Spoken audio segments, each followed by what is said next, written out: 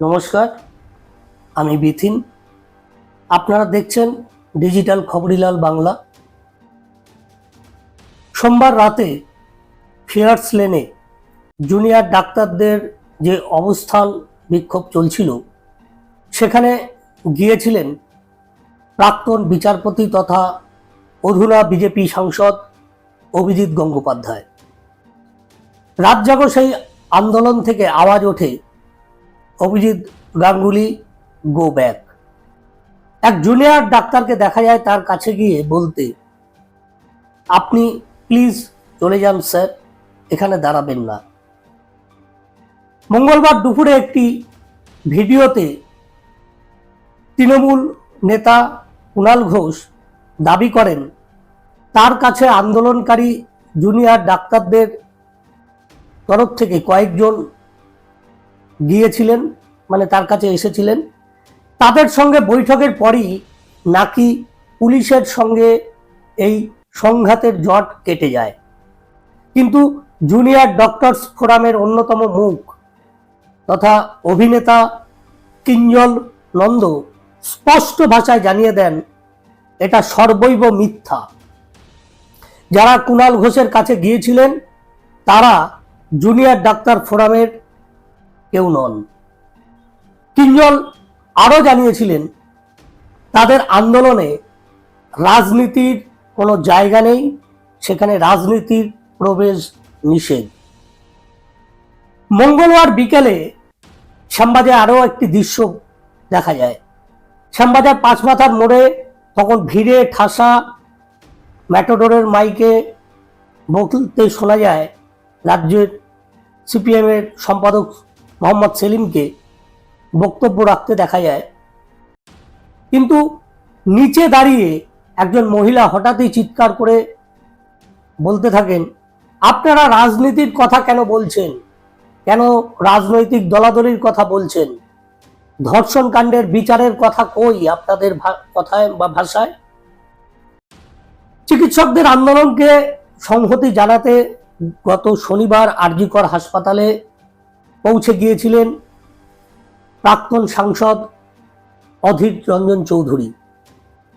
যদিও গেটের সামনে দাঁড়িয়ে অধীর বাবু জানিয়েছিলেন তিনি রাজনৈতিক নেতা নন, সাধারণ নাগরিক হিসাবে একটু জল নিয়ে এসেছেন, তিনি ধর্নারত চিকিৎসকদের সেই জল তিনি দিতে চান। কিন্তু চিকিৎসকরা বিনয়ের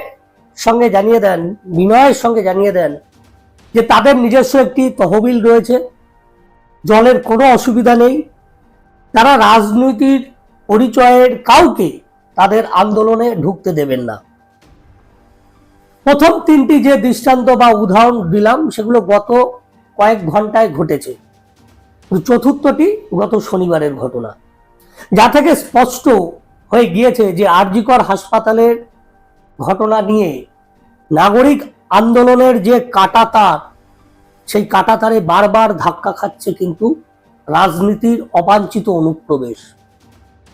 অনেক প্রবীণ ব্যক্তিও বলছেন যে পশ্চিমবঙ্গে এই আন্দোলন নজিরবিহীন, যা অতীতে কখনো দেখা যায়নি। অতীতের কোনো আন্দোলনের সঙ্গে এই আন্দোলনের তুলনাই চলে না। যে আন্দোলনে কোনো রাজনৈতিক রং নেই, যে আন্দোলনে কোনো দলীয় পতাকা নেই, শুধু আছে নাগরিক গর্জন, আছে আন্দোলনকারী ডাক্তারি পড়ুয়ারা, আছেন চিকিৎসক সমাজের প্রতিনিধিরা, আর আছেন সাধারণ মানুষ, যাদের সগ্রাহ উপস্থিতি বারবার জানান দিচ্ছে কোনো রাজনৈতিক দলের উপরই তাদের আর ভরসা নেই, আস্থা নেই কোনো এ রাজ্যের রাজনৈতিক দলগুলির ওপর।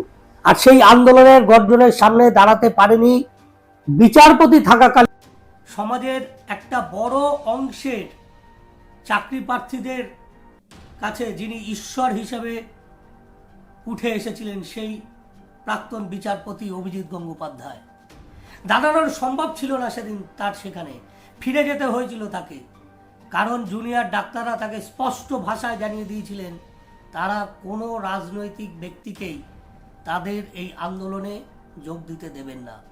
যেমনটা কুণাল বাবুর যতই ভিডিও প্রকাশ করে দাবি করুন, তার মধ্যস্থতাতেই নাকি পুলিশের সঙ্গে আন্দোলনরত এই চিকিৎসকদের যে দূরত্ব তৈরি হয়েছিল সেই দূরত্ব নাকি ঘুচে গিয়েছে, এবং সে কারণেই নাকি জুনিয়র ডাক্তাররা শেষ পর্যন্ত লালবাজারে গিয়ে নগরপাল বিনীত গোয়েলের সঙ্গে দেখা করতে পেরেছেন।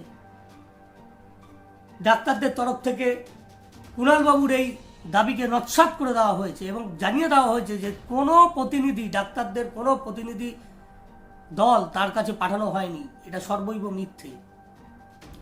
সেই চিকিৎসকদের অনর আন্দোলনেই কিন্তু ঘটে গিয়েছিল 9 ফুট উঁচু এই লৌহ কপাট, যেটা বিবি গাঙ্গুলি স্ট্রিটে আমরা দেখেছি। কোনো রাজনৈতিক দলের ঝন্ডার প্রয়োজন হয়নি। যেমন মঙ্গলবার শ্যামবাজারে মোহাম্মদ সেলিম বক্তব্য রাখার সময় ওই মহিলার আওয়াজ যেমন মোহাম্মদ সেলিমের কান পর্যন্ত পৌঁছায়নি ঠিকই, কিন্তু ওই মহিলাকে সামাল দিতে কার্যত হিমশিম খেতে হয়েছে সিপিএমের কর্মীদেরকে। নাগরিক আন্দোলনের চরিত্রই বোধহয় এটা। নাগরিক আন্দোলনের ঢেউয়ে নতুন ধারাপাত দেখতে পাচ্ছে পশ্চিমবঙ্গ। আর.জি. কর কাণ্ডের বিরুদ্ধে এই আন্দোলনে কলকে পাচ্ছে না প্রথাসিদ্ধ রাজনৈতিক কোনো দলই। রাজনৈতিক স্লোগান উঠছে না এটা বলা যাবে না। এই আন্দোলনে আমরা রাজ্য সরকারের বিরুদ্ধে বা মুখ্যমন্ত্রী মমতা বন্দ্যোপাধ্যায়ের বিরুদ্ধে স্লোগান অবশ্যই শুনতে পেয়েছি, কিন্তু সবটাই দলহীন জমায়েতের মধ্যে থেকে উঠে আসা স্লোগান, দলহীন রংহীন মিছিল থেকে উঠে আসা স্লোগান। যে জমায়েতের বেশিরভাগ জায়গা জুড়ে ছিল ভারতীয় জাতীয় পতাকা, উঠছিল লিঙ্গ সাম্যের প্রতীক রামধনু পতাকা। আমরা দেখেছি গত 11ই আগস্ট রাতে সিপিএমের ছাত্র যুব সংগঠনের নেতা নেত্রীরা মীনাক্ষী মুখার্জির নেতৃত্বে আর.জি. কর হাসপাতালে ঢুকতে চাইলে জুনিয়র ডাক্তারদের বাধার সম্মুখে পড়তে হয় তাদের। তারপর দেখেছি 14ই আগস্ট রাতে মেয়েদের রাত দখলের সেই অভূতপূর্ব কর্মসূচি, যা গোটা বাংলাকে আলোড়িত করে তুলেছিল।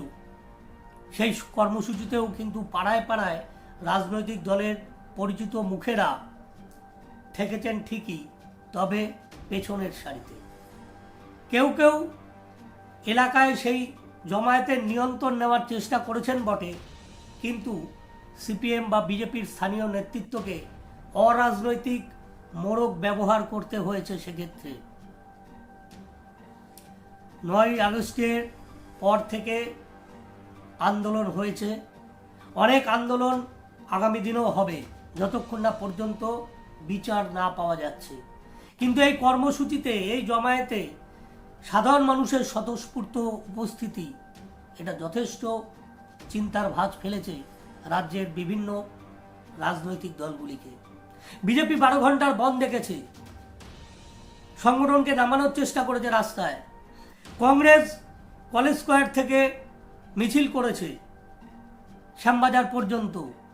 গতকাল সিপিএম বা বামেরা মিছিল করেছে, সেই মিছিলেও যথেষ্ট পরিমাণে লোক হয়েছিল, কিন্তু কোনো মিছিলই এই নাগরিক সমাজের, এই সাধারণ মানুষের মিছিলকে বা সেই মিছিলের ভাষাকে টেক্কা দিতে পারেনি।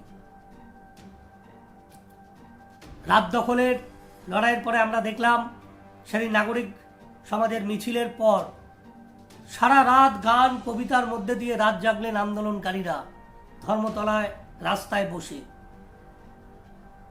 সেই প্রতিবাদ এবং দাবি ও ছিল কিন্তু দলহীন রংহীন।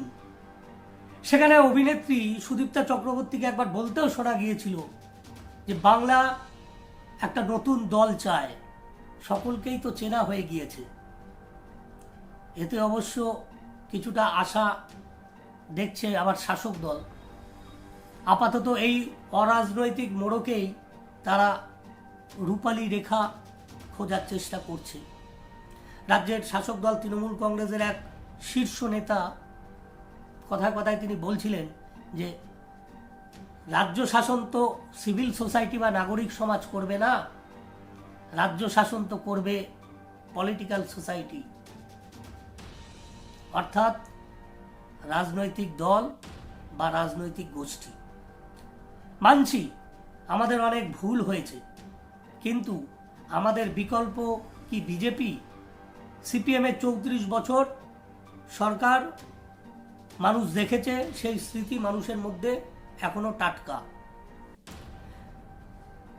আমাদের পর কি বিজেপি?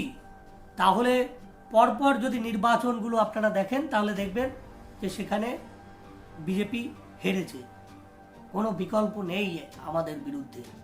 আর এই জায়গাতেই প্রশ্ন উঠছে, আন্দোলনের নতুন ধারা তো এলো বাংলায়, কিন্তু এর পরে কি? তবে কি এত ভুল ভ্রান্তির মধ্যেও, এত দুর্নীতির পাহাড় প্রমাণ অভিযোগের মধ্যে দাঁড়িয়েও রাজ্যের শাসক দলের আসন অক্ষতই থেকে যাবে? এই প্রশ্নই উঠছে, এই প্রশ্নই রইল আপনাদের কাছে। ভালো থাকবেন, সুস্থ থাকবেন, সাবধানে থাকবেন। নমস্কার।